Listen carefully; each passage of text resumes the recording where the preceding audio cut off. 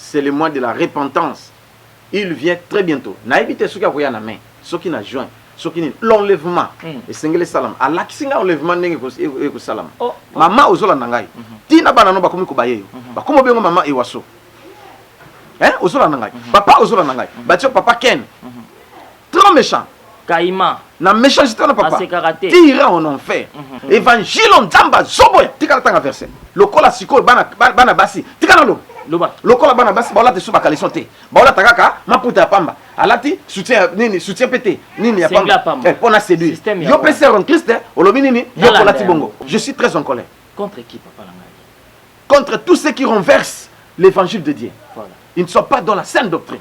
Papa, t'as la télé na yo. Yo zamubalo tiki suko kangi suki milai. Otiena na biloka matoi. Est-ce que ce qui est à Jésus Christ a ça la bongo on dit mai? Voilà, je suis en colère contre de telles personnes. Nzamba béton lisasi. Ya Nzambe. Aimables téléspectateurs, shalom, bienvenue dans votre émission Second Souffle, toujours, comme vous le savez, Zalaka co-animé. Moi, je suis présenté, mais co-animé avec l'homme de Dieu, l'évangile sur le Kambakounz, Oboye Bibien, c'est lui, l'auteur de cette émission, mais nous toujours Second Souffle Zalaka. Émission, nous allons rappeler mission. Oyoyo, Nzambe a confié l'évangile sur le Kambakounz, Nzambe a confié mission pour la Kosala. Nous allons édifier toujours peuple de Dieu. Où ils en a pour ça, il y a avancement. Pe il y a kokende liboso te pe kobonga ninge nzamba lo bakabo bonga bo prospérer en tous égards. Alors comme vous le savez, le mois passé, c'était déjà le mois d'avril. Au Totek aussi Sanabino, on a parlé beaucoup plus de la paix. C'était le mois de la paix. Dieu avait annoncé sa parole en disant que le mois d'avril, c'était le mois de la paix. Alors, question mark aujourd'hui, c'est parce que nous sommes au mois de mai. Tout un message ni nous avons bon pour le mois de mai pour l'église même et pour le monde entier. Et ça message nini tout kozalana ba réponse nango to kozai pas ya mosala nzambe les gens sociaux Kambakounz oyo ako pesa biso biyano na mituna to tuna yeba mituna o pe bino bo mituna ka souvent yango to zwaka toujours ba question na nous pour na proposer en direct il y a émission Second Souffle. Alors je pars directement saluer mon invité, Évangile sur Kambakounz, Mbote. Mbote, journaliste. Nous sommes très en forme. Très bien. Nzamba Salingolu. Nzambe à Salingolu. Alors, tout na mois de la paix, au Toteko Silissa, en avril dernier, mais ces derniers temps, bah, séminaire résalté. Bah, séminaire, moi, une des alliés, journée unique.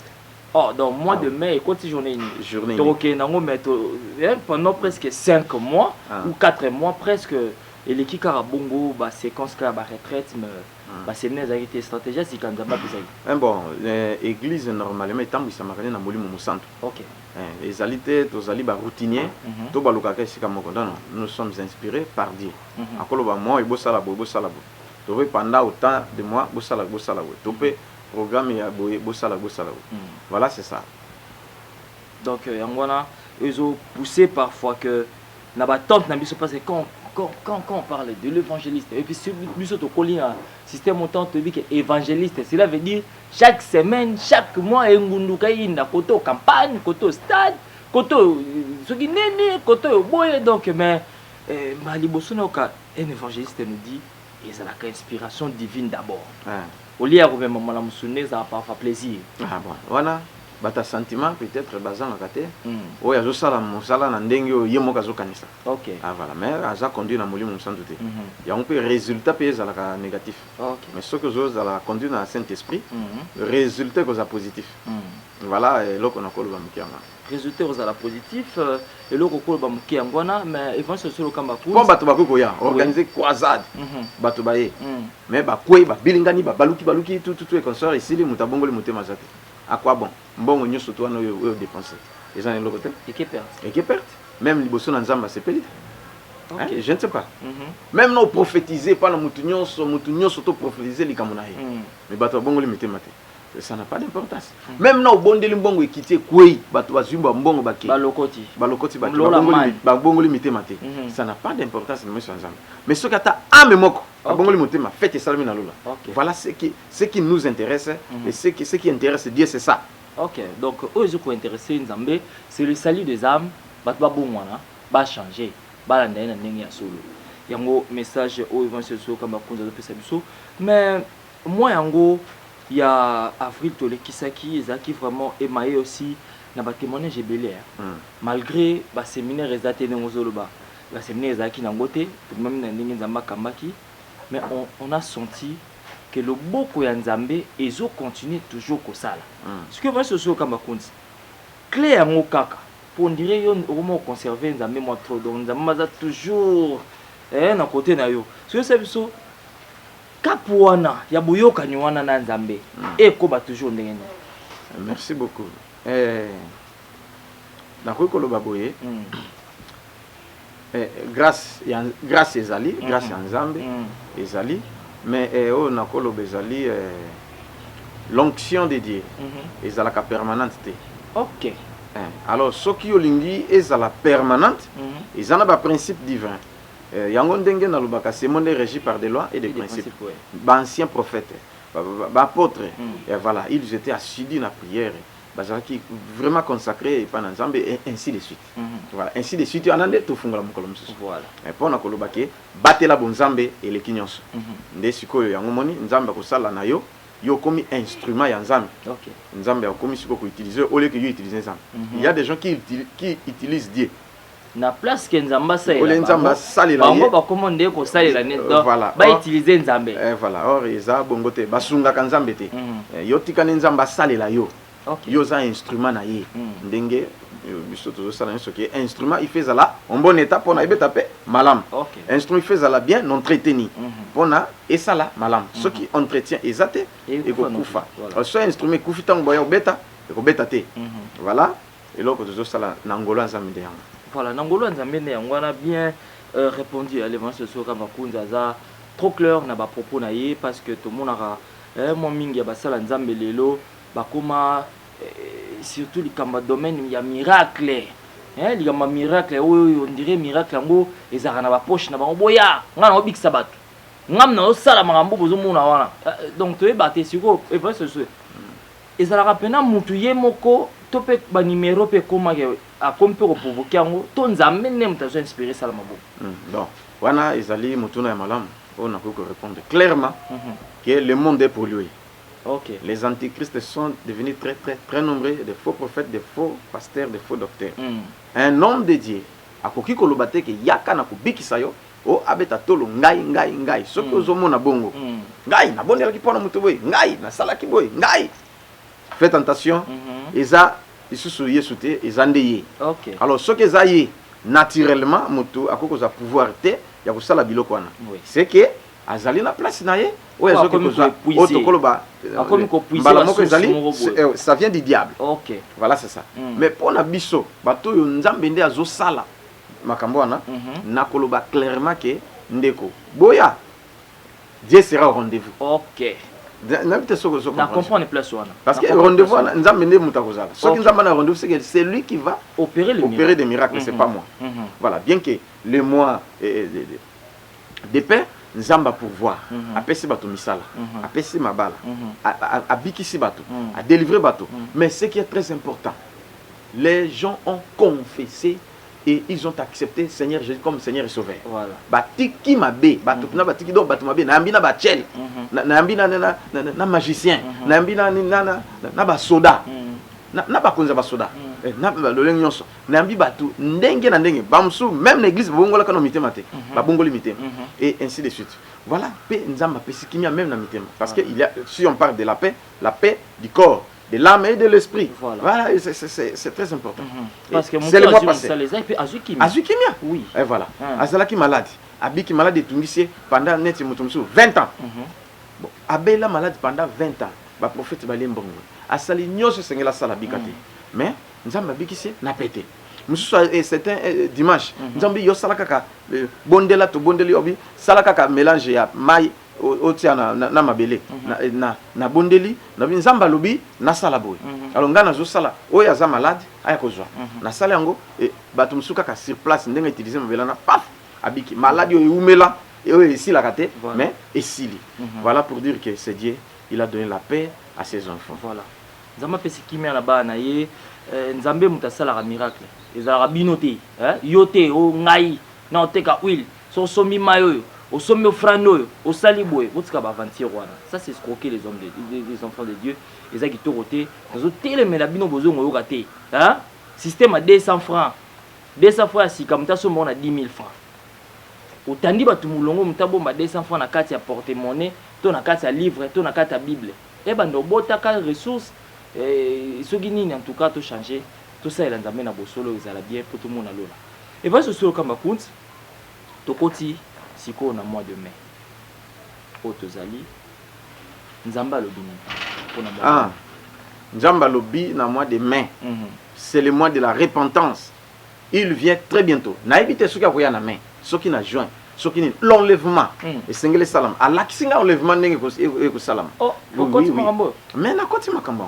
Bon, pour les makambo ya tindeli ngandi amana. Alors tant on a moni donc vraiment ça c'est la deuxième ou troisième fois nzamba la kisanga yango. Et puis on lui moi ezali moi ya repentance. Bato ba bongo la mitema. Dieu sait pourquoi. Tam sako ya pelelo.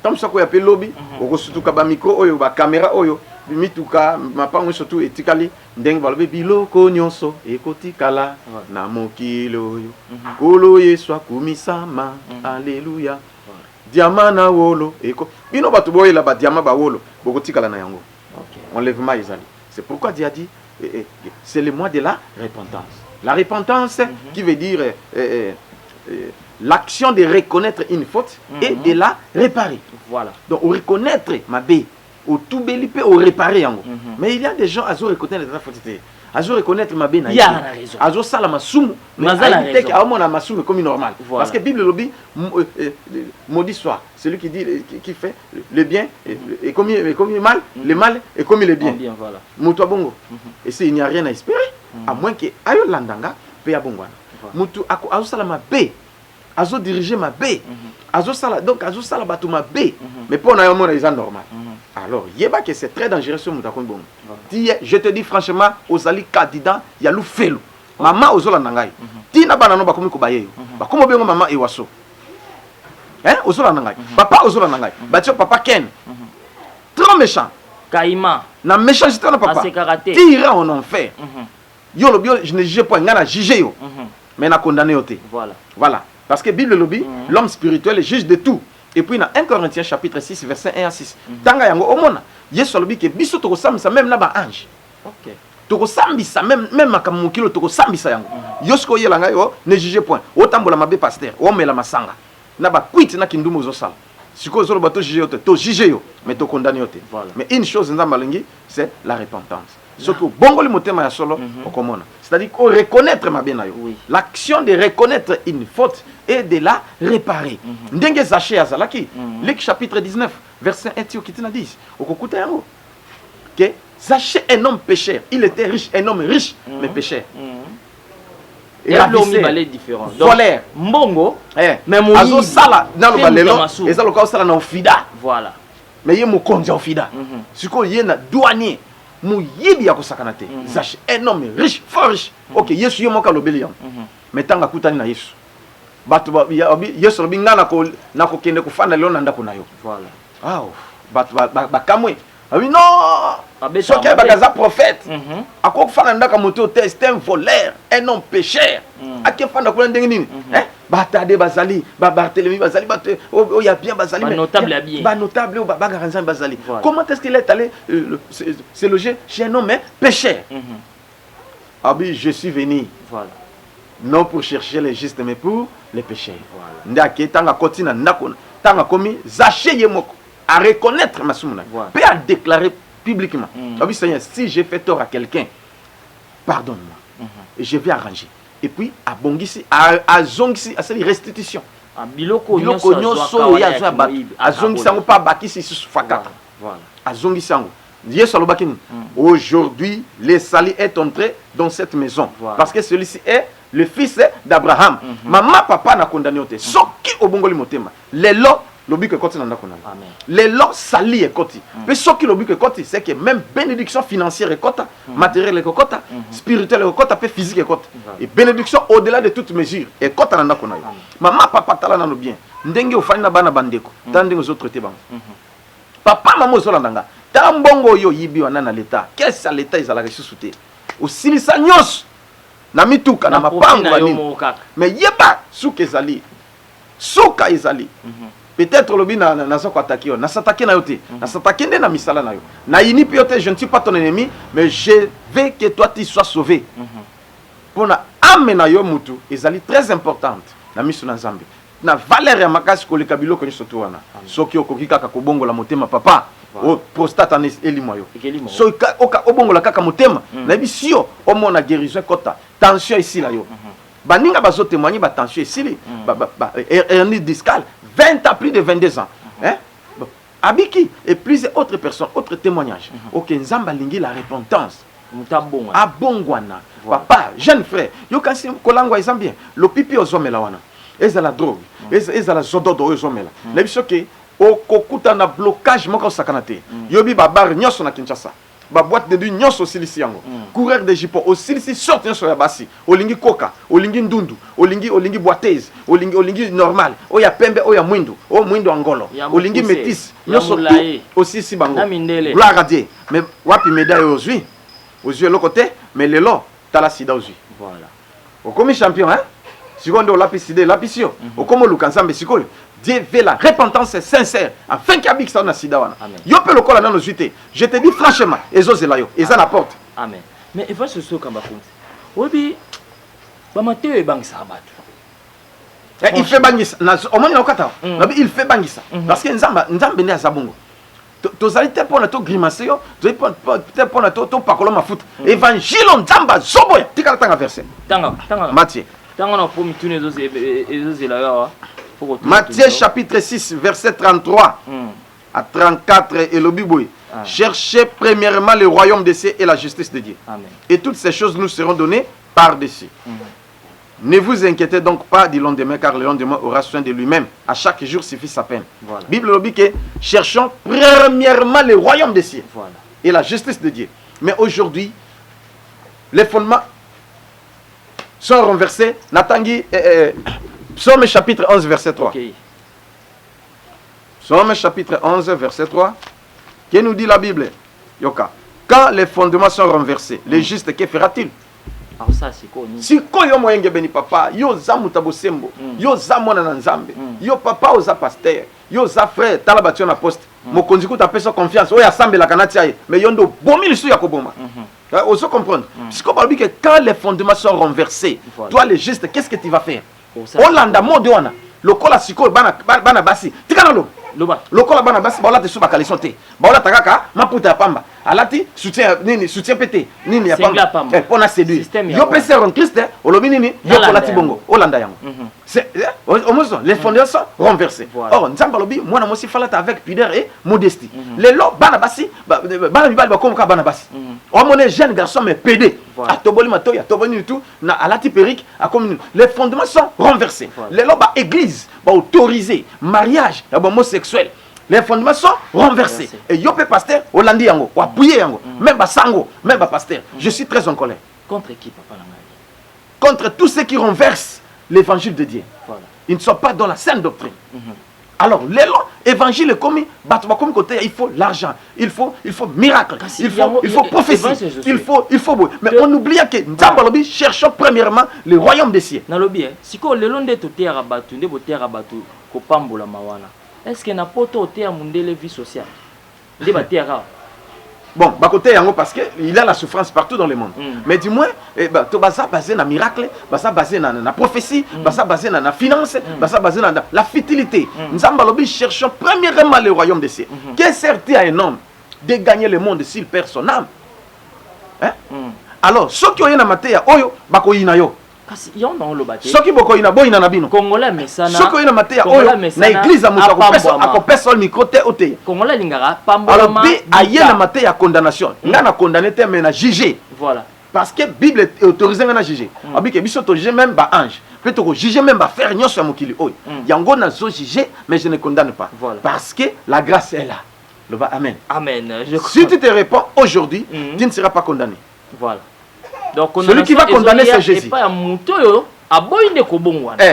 Yenda ozala ko. Voilà yangwana nde nzamba lobi Josué tala mate ya yango yo. Teya moi oyo. Celui pas redoubler même là mois de juin to kenda ta 10 décembre après ya ko teya yango ata to te yango nyonso mikolo na nyonso tout na ko teya. Prêcher la bénédiction c'est pas mauvais. Je n'ai pas résisté sur ça parce que moi aussi je prêche. Voilà. Prêcher peut-être les miracles, c'est bon. Parce que je suis un homme miraculé par Jésus-Christ. Prêcher sur la guérison, sur la prophétie, c'est bon. Parce que Dieu me montre des choses, les problèmes des gens, et ainsi de suite. C'est bon. Mais tout cela va rester. Voilà. Écoutez, quand on reste sur le Kamba Kunza, comme très intéressant. Juste le Kamba, tu fais mon mouké, tu as un témoignage, tu as un peu de continuer pour émission comme les Makasi. Donc, tu fais madame. Hein, tu as juste séquence de témoignage, tu as pour ma cambo, il est très profond. C'est parti. Comme on a sœur Sylvie Makita, navandi na bibwa. Bon, liboso nazaka côté ka bien té.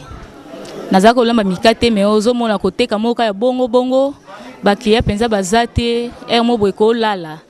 Mais à partir na ya na mema en tout cas, commentaire ezate na sala kombo na bibwana na yebite et comment on lekelanga moko nazamba client moko nazaka mususu na troublé nazo mona tena tekela nani na tekela tena comment ko louer na batu bazo tekela ngai parce que ngamo na kokate et comment ko lekela ngai na sala kombo voire même papa au moins papa responsable na veste na jeep mais akiti azo sombaka mikate na ngai lekelanga moko yango napesa nzambe merci nzambe o atindanga awa na mema yango na kumisaka etangu nyonso parce que o ezaki difficile na vie nanga et comme facile ba o nyonso ba olanda ngai ba o ba monike mbongo na bango marchera te ba ya na mema ba ko se retrouver lokwa ngai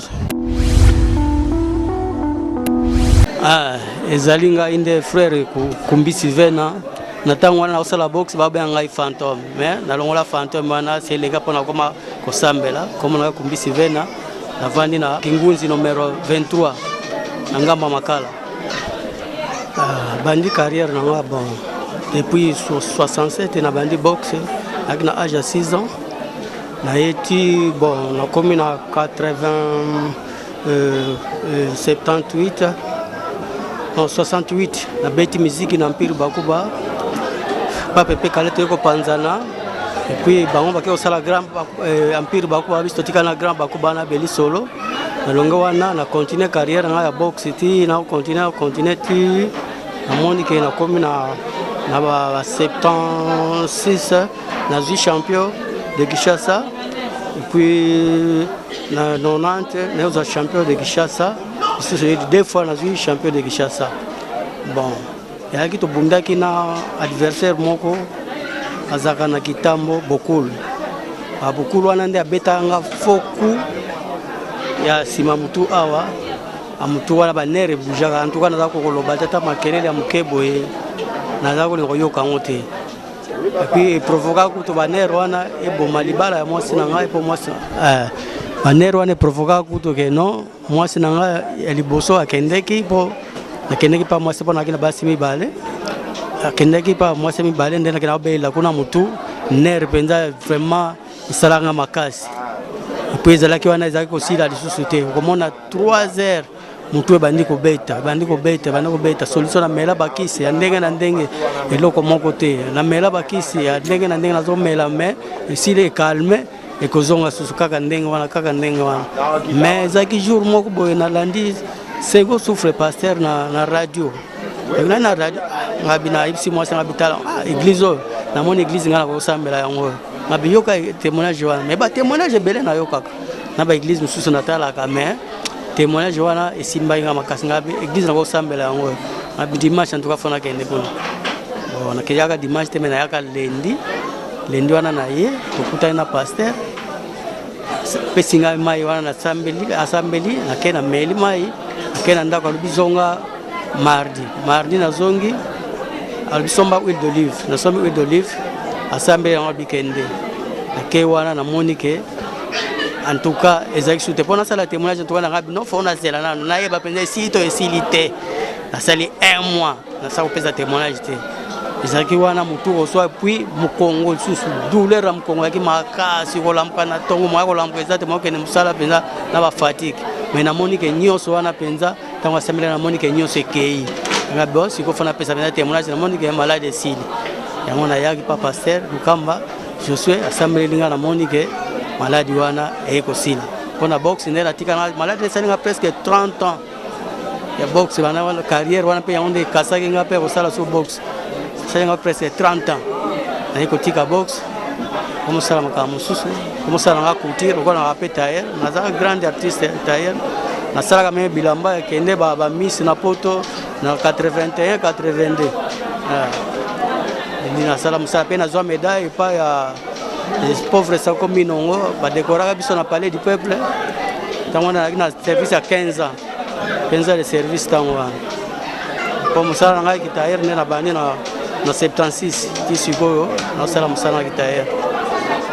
Ona oyo nyonso bozolanda nga awa na kimpata lobiko ezali pa pasteur Josué Lukamba binono soboya bao bazwa baner bazwa maboma ke mitu esala so bien te boya awa lobiko ezali kaka prière pa maso assemblée mayo yo meli yango mai yo moko ya nango ezate ke ye mutu akopesa mai wa kaka mai wana assemblée yango somi opère na yo ezala mai ya pompe oye nango assemblée en tout cas o nyoso na malade déranger malade ya MPC ezala malade ya nzoko en tout cas bino nyoso boya awa pasteur Josué Lukamba oya kozwa libiki ezali awa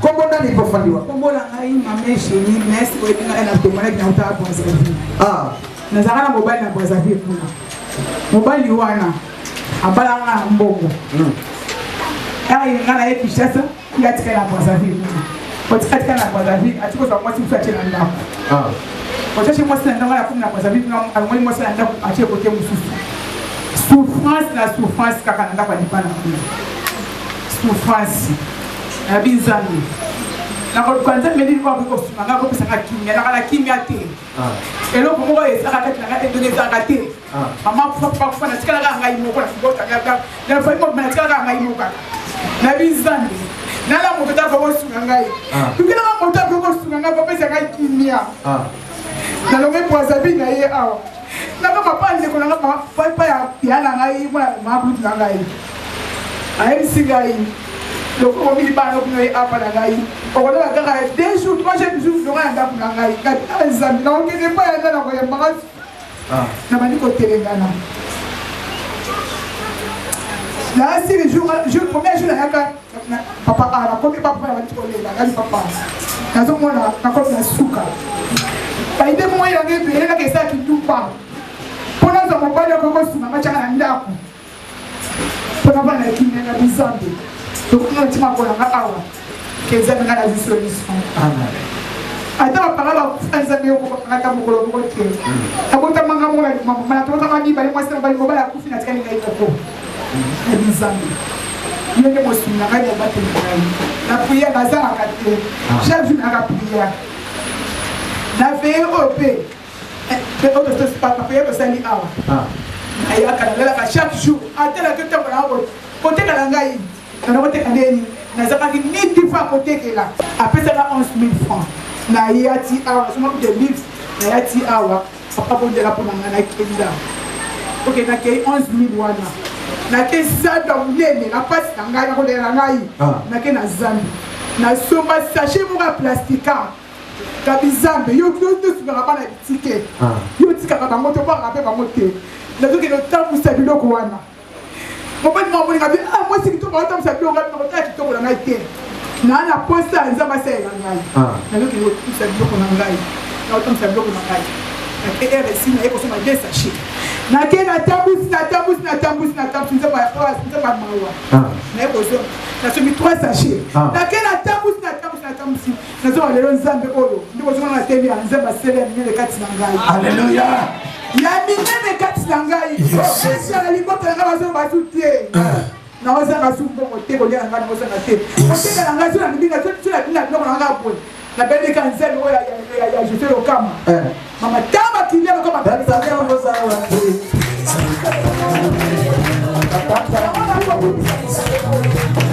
Baba namba ozala wapi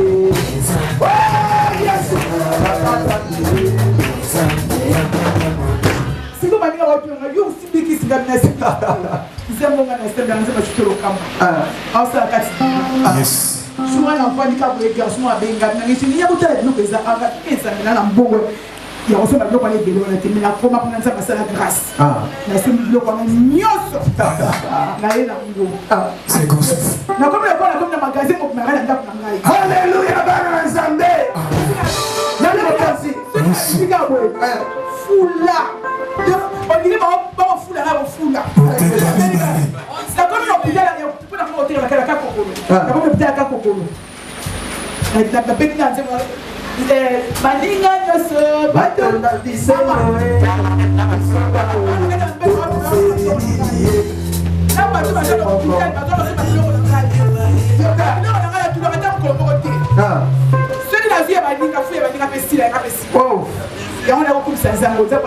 Nandi mokonzi Nandi nzambe Comme tous ont souffert, on souffre pour rien. Vous avez consolation? Non, vous avez consolation? Amen, papa. Moi, j'ai cliqué 11 000 fois. Amen. Nous avons connu comme au magasin. Yes. Vous avez même pas banni, nous sommes pas passés pour le catégorie ici. Alléluia, pas l'assemblée. Amen. Tiens, le bon Nicolas. Le barré Yahweh. Consolation nana. Consolation nana. Evangile lo. Namona yango.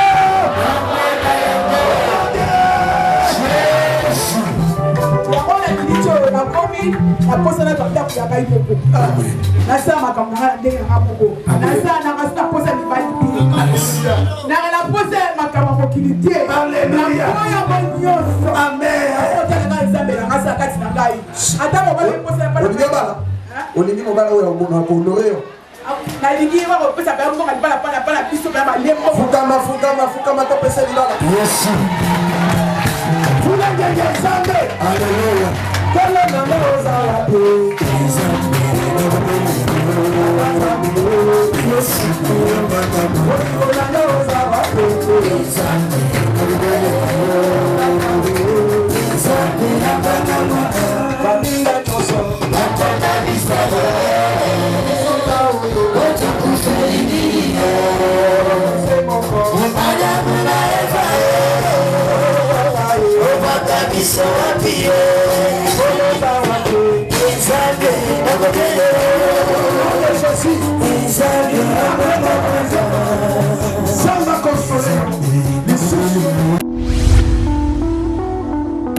Merci beaucoup. Na ndeko na biso Joyce Lokamba pona élément au tchel biso ba témoignage tomoni e biloko esala maka na église même nzamba sala kuna bomona ande nzamba sala ka mutayi na 11 000 francs biloko mina fond amati yo 11 000 wana 11 000 wana yo zwarango osombeli yango bana ba chips ba nini esili mais lobo le la so nzamba pambola yo. Donc je crois que ça ba biloko yo il nous faut vraiment changer. T'as la papa tant ébélé à Zui 30 ans. Lélo Parkinson, c'est ça parce que moi je suis quand même professionnel de sport. Na yebi malade de ça la maladie de Parkinson, ce que Zui mutu et Bomarati Souka. Mohamed Ali a kufinango, Batoyeba kufinango, mais papa le la zone il musa na ya couture, azongi kotonga bien, a olenga li susute. Yope ozana pa maladie wana. L'adresse est simple. Kipata 24, quartier Baoba, commune Ngaba, route université. Donc, Ngel Basso qui tient à Rompozo, 5e avenue après Zo, Ozana, église Mema, mission Maranata, Epa Wapi, et quand même pas évangile, je suis le Kambakounz, moto à Yambo, on a bien un moto à Yambo, moto à Souka Kutu, hein, Yabatonyoso. D'ailleurs, évangile, le moindre de tous, Yende Azali. Donc, je crois que na Yende Tozo, Lobela, Masolo Lelo, il y a mois demain au Nzamba le Beza, moi ya repentance toi bon et va se so kama konzi likambo yo nazo marteler koloba na oboye bandimi bakoki mayo nengo zokoba na makambo yo. Merci. Batu babonga na babonga batu ngaka boyete. OK. nalobi boy Jésus-Christ de Nazareth tango yaki azalaki na combien de disciples? Tanga bandaki abandaki na yemoko presque combien de disciples? 70 disciples. 70 si mabandi ko réduire sikoyo atikalaki na combien? Na 12 à na 12. Na ita so comprendre. Na comprendre. Nazali na besoin ya majorité te na besoin minorité au bazo banga nzambe. Même si église est kauki to tikali 2 personnes. Yesu azana biso. Gloire à Dieu. Et verset Josué. Voilà. Donc nazo te ya pe nazo loba makombe za vrai. Parce que na kotoni sa stade mobimba plein nazo diriger millions des âmes de blancs comme les noirs. Oui, c'est bon. Mais soki na kokende lufelu nanga na bango à quoi bon ya musalonga na salion. Je prêche pour que moi-même je sois sauvé et sauver aussi ceux qui me suivent. Comme aujourd'hui, comme je te parle, je suis sauvé. Je suis saint et sauf. Je suis saint. Appelez moi-même Saint Josué. Là, j'accepte. Parce que Christ m'a justifié. Il m'a sanctifié. Voilà. Même s'il venait aujourd'hui. Waouh, enlèvement n'a qu'un angle. Mais ce que ceux qui ont quitté, tira en enfer. Et l'enfer n'est pas sûr qu'ils allaient éternel. Ils ont partiel éternel. C'est que vous oubliez. Cette vie ici, c'est partiel, c'est passager. Oui, cette vie que nous vivons, c'est passager. Ata au pakoli nonga buzoba, ata au fini nonga asa magicien, asa boy. Mais au moins, nabi que naza nanga magicien, naza nanga lokote parce que benga qui paye son magicien. Benga qui son doki, Belzéboul ainsi de suite. Mais il n'était pas magicien. Aujourd'hui, nous l'adorons. Voilà. Ngai pendenge moko, nazo na Christ comme Seigneur et Sauveur. Na ola na ba trace na ye. Je suis comme lui. Papa, tala la télé na yo. Yo za mobalo tiki suki okangi suki milai. Otiena na biloko matoi. Est-ce que soki ezalaka Jésus-Christ asala bongo ondimai? Ah, automatiquement ezala. Pasteur, yo ndenge penzo zabo yonde moto na Nzambe. O kati suki no bien. Allez, yo anotie ba lox, ozui, o kati linya wati boulevard, o kati yo mosali na Nzambe. Bon, si c'était Jésus-Christ à ta place. Voilà. Au lieu de me dire Yesu bongo, Yesu penza ya kiti ba atie linya wa, akati wa, na lox atie, yo ndimela Yesu wana. Et c'est très difficile qu'on dit. Pourquoi nous appelle des chrétiens? Parce que nous sommes comme Christ. Voilà, nous imitons. Paul a dit que soyez mes imitateurs comme je le suis de Christ. Pourquoi on n'imite pas Christ? Mais voilà. Oye zomona libanda nde uti na motema. Oyokinga? Voilà. Donc motema nde mutezoti nango oli ya iloko bo. Motema ezoti na yo olata nde motema etinga na lata ndenge na latia. Vous comprenez? Ende yango ane zo reflecter. Yo siko zo sala kinduma motema nde tinga na kinduma. OK. Olati bilama mabe motema nde tinga olata mabe. Siko zo ko selanda maka. Ah, pour Barbara, la chair aussi est faible. L'esprit est toujours bien disposé. On a parfois nzoto, psycho. Le rôle là aux autres s'attaquer na bateau doit bon wana. Siko bateau ce qui le lo bazui balandi kobanga pona ebi maté enlèvement et bangi sakala de même to nyoso ta sur la tv la mitso akomo ba po aotela ndire positionnement za nango so yeso ye na ministre ya tikali aotikala pe akotikala bel et bien atikali satana ko nyonga yo akopeso kashi 666 o bazo sala na o bozomona ezana eza eloko te mais tango on le met au salama officiellement il n'y aura pas de prédicateur il n'y aura même pas la Bible ni quelqu'un qui dit au nom de Jésus kozalate vous allez rester et le diable sortira il va marquer son sceau. Il y a 666 na front na maboko wana soko zika chana ici li pona libela candidat ya lufelo. Voici le temps favorable ya kobongola motema, voici le temps favorable ya ko marcher na crainte ya Nzambe pona ozala sauver. Donc tango yango ezana nous na yo possession na yo ozo tango yango yo. Et va se sur le kamakonzi. L'adresse de l'église est située où pour batou ba rolanda enseignement oyo pour bandi da ko lancer. Pe ndeka na bandibo bato babongoli mitema lobi na yambi bato combien de gens qui sont venus pour se repentir. Yango na mokanda ya Matthieu chapitre 3 verset 1 ti okiti na tanga suki satana version na po ezo sepelisanga pe sepelisingai et sepelisingai po Yesu apesa kinga yango akoma pe yango na tina. Matthieu chapitre 3 verset 1 tina 10 mais notanga nyo sauter na vous sauter yoka en ce temps-là Paris Jean-Baptiste prêchant dans le désert des Judée. Il disait, répentez-vous, car le royaume des cieux est proche. Mais où m'élipé quand même? Est proche. Bande ozala. Ils ont proche. Mais si on est commis. Ah, voilà. Si ça va continuer. Alors, on a sauté, on a tangi 7, on a quitté. Mais voyant venir à son baptême beaucoup de pharisiens et des sadducéens, il leur dit, race de vipères, qui vous a pris à fuir la colère à venir. Produisez donc du fruit digne de la repentance. Et ne prétendez pas dire en vous-même, nous avons Abraham pour père, car je vous déclare que dans ces pierres ici, Dieu peut susciter des enfants à Abraham. Déjà la cognée est mise à la racine des arbres. Tout arbre donc qui ne produit pas de bons fruits sera coupé et jeté au feu. Prédication à Jésus-Christ, Marc chapitre 1er, verset 14 à 15.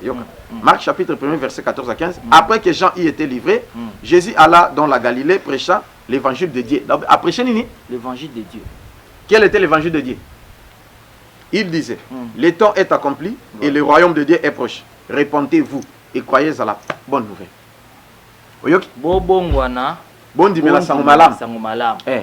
Mais si vous banda lobaka wana, question wana nazo répondre conformément à la parole. Voilà. La Bible est oumeli. 2 Pierre chapitre 3. 2 Pierre chapitre 3.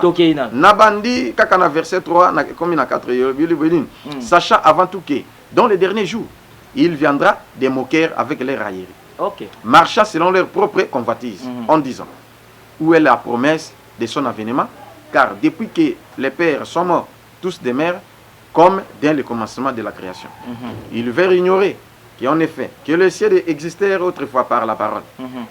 Et même qu'une terre tirée de l'eau est formée dans le moyen de l'eau, et que par ces choses, le monde d'alors périt, submergé par l'eau.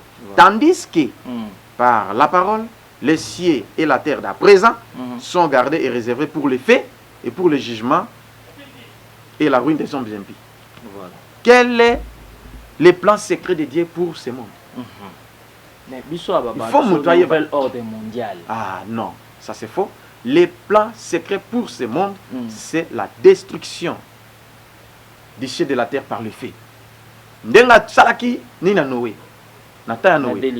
Na délige. Et na maïté. Voilà. Mais à Kolobini, ce qui s'était passé du temps de Noé, ce qui était arrivé au temps de Noé, arrivera aussi en notre temps. Les gens mangeaient et buvaient. Ils mariaient et mariaient leurs enfants. Et subitement, il y a qui?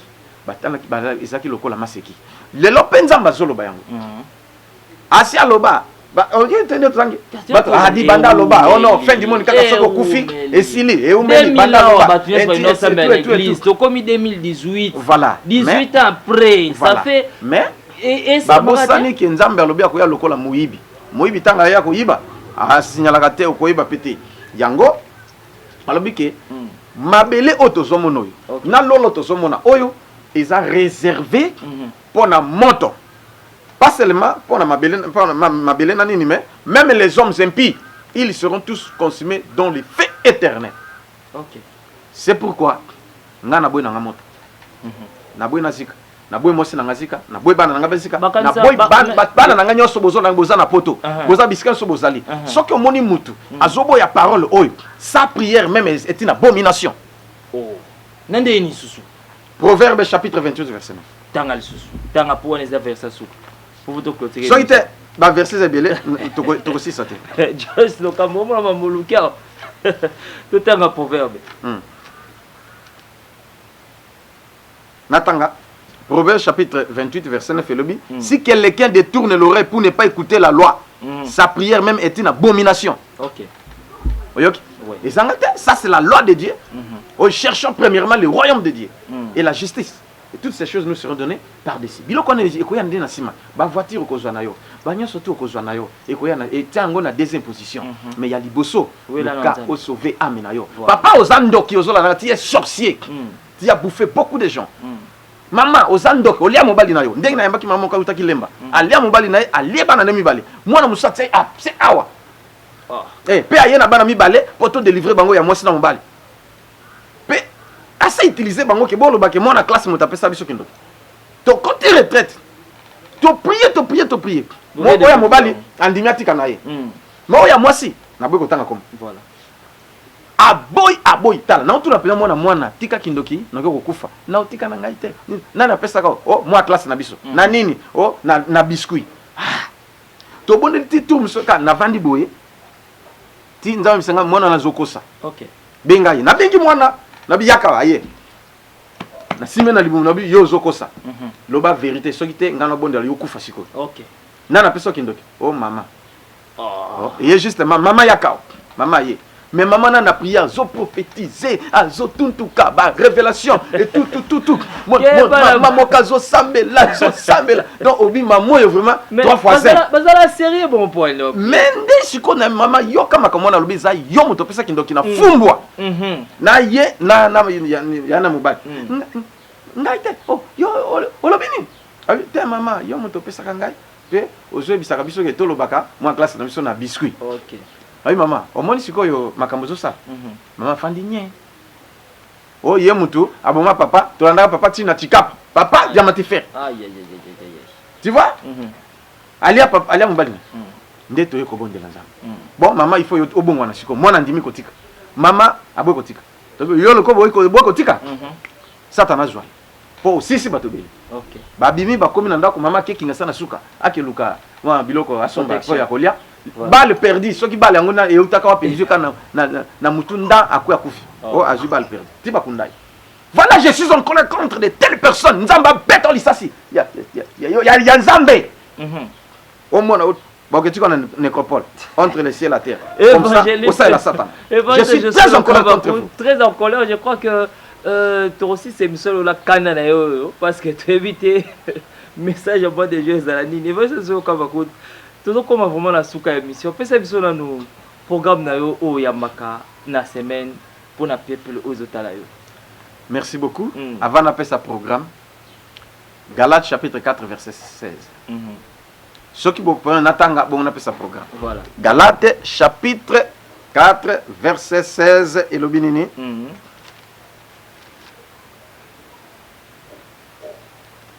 et lobi suis-je devenu votre ennemi en vous disant la vérité? Est-ce que na komi monguna na bino pona lobi vérité? Je vous aime beaucoup. Na ligne de botika mabe. Amen. Sotiki mabe to yokani na. Voilà. Sotiki mabe te to koyoka pete na ko telemela yo, ti nzambe pa ko telemela. OK. Que Dieu vous bénisse. Voilà. Alors, programme na ngai pona ko yamba, na yamba ka lundi 10h ti R6. Et puis le même lundi, ils ont la prière à délivrance. Maté, ils ont la prière à délivrance de 18h jusqu'à 20h30. Wanezali ben dabika prière nano yokate. Yaka okomona. Toko sambelati o sambeli tango zobima. Obi non, na joué loko. Voilà. Puis okomona battre témoigner sur place au bazoya. Et puis na yambaka 6 rendez-vous. Ba maman mardi. Ba maman kaka. Na yambaka bango na ba sœur mardi. 6 rendez-vous. Les exclusivités hein. Et puis le sous jeudi na yambaka. Wana mutu nyonso. OK. Vendredi 6 rendez-vous. OK. Et puis dimanche na yambaka oye 9h komisi kombo après prière na yambi. Mais to sambelaka. Et ça sans condition. To sambelaka. Ko yambana sans condition. Sans condition. To sambelaka lundi prière de délivrance de sina lobaki to sambelaka mercredi 17h à 19h30, vendredi 17h à 19h30 et puis dimanche 9h à 12h30. Sokoye tokoyamba tozali na avenue qui pata numéro 24 na commune Ngaba ba numéro yango na ezoleka na ba adresse na biso pembe na yolo ezo donc yaka tokuta na ndeko to sambela obika so moni ko lité ezo simba te yaka na mekana no nzambo yo akopesa solution tu vas témoigner les merveilles de Dieu. Enfin nzamba opesa solution tu vas témoigner les merveilles de Dieu. Je crois que nous sommes arrivés pratiquement à la fin et va sur le camp Bakound yambona remercier bato batali biso na lingi au sambela ona peuple oyo mais na passé message moko ndeko zotala biso émission yo ezana poser ya soutien na yo soutenir biso ozana poto ozana Congo ozana Brazzaville numéro ezawana benga tous les gars na télévision TV singa moyen les singa beaucoup de moyens pour na omona côté ya sango malambo na TV bato belé boza ba mécène bosunga kaka mamba bozoba dégager mbongo na bino ba fertilité mais na zeba ke ezana verset mozolo ba kala kala mabe o azo gaspiller mbongo ne pona mamba bozoba. Je crois que sur tongi mbongo na mamba malamu o nzamba ofutayo. Juste le Kamba aux acquis derrière la caméra. Merci avec toute la grande équipe du centre de bénédiction Christian Goyi. Wasa la kabelema o wekende partout dans le monde ba mona biso. Et moi je suis le Kamba Kunz.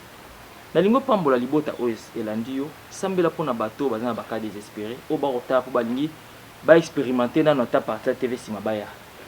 Merci beaucoup. Voilà. To comme le capé na RTNC, bato msu balandaki kaka ndenge to sala prière babiki babengi ba témoigner. OK.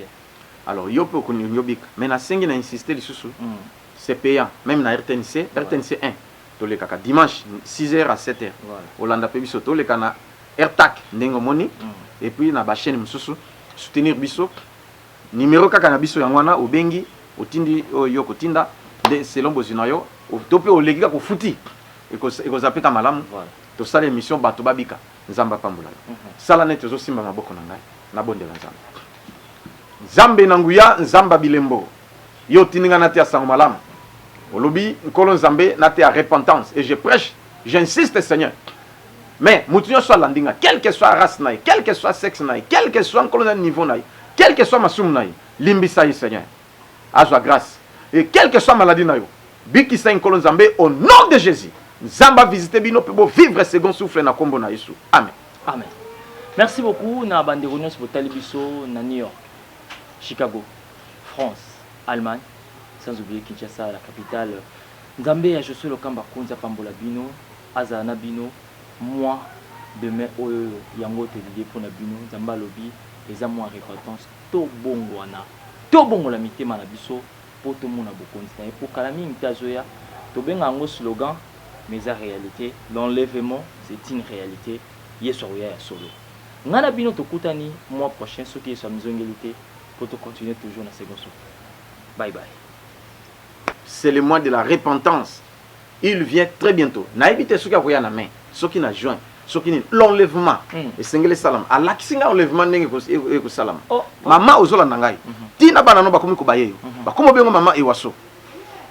Hein ozola nangai. Papa ozola nangai. Batio papa Ken. Trop méchant. Kaima. Na méchanceté na papa. Tira en enfer. Évangile en Nzamba zoboya. Tika tanga verset. Lokola siko bana basi. Tika na lo. Lokola bana basi baola te suba kaleson te. Baola takaka maputa pamba. Alati soutien pété. Nini ya pamba. Pona séduire. Yo pese en Christ olobi nini yo kolati bongo. Je suis très en colère. Contre qui papa na ngai? Contre tous ceux qui renversent l'évangile de Dieu. Voilà. Ils ne sont pas dans la saine doctrine. Papa, tala la télé na yo. Yo za mobalo tiki suki okangi suki milai. Otiena na biloko matoi. Est-ce que soki ezalaka Jésus Christ asala bongo ondimai? Voilà, je suis en colère contre de telles personnes. Nzamba beto lisasi. Ya Nzambe.